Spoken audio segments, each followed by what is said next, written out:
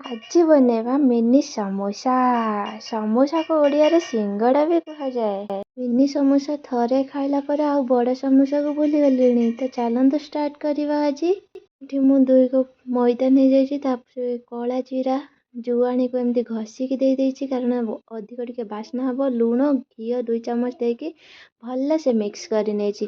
तापर पानी देकी हल्का हल्का डोटे बनै नेली। ताकू साइड रख दबा। गोटे कड़ाई रे बादाम को प्रथमे भाजी नेछि। बादाम टिके गोल्डन हे गला परे काजू को भी देकी भाजी रे। तापर देछि किछि बेसिक्स मसाला। तापर देछि ग्रीन चिली आउ सिझा आलू को भल्ला से मिक्स करि नेछि। धनिया पत्र सहित स्लाइड पूरा रेडी हे गला। चलंतु एबे बनेबा समोसा। बेली कि मु एंती काटी नेछि, आपण माने छोट छोट गोला करके भी बेली पारंती direct.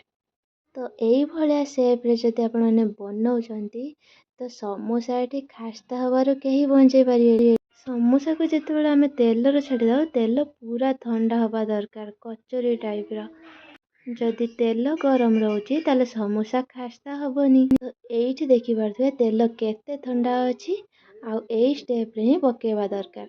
Medium to low flame रे आकु एमिति ही करिबा दरकार। गोल्डन हैला परे ताकु मु बाहर करि नेछि आ सर्व करि नेछि टमाटो केचप सहित। आपण मानको आज रेसिपी केमिति लागिला मते कमेंट रे जणांतु। नो वीडियो देखा पई नोटिफिकेशन ऑन कर दियो।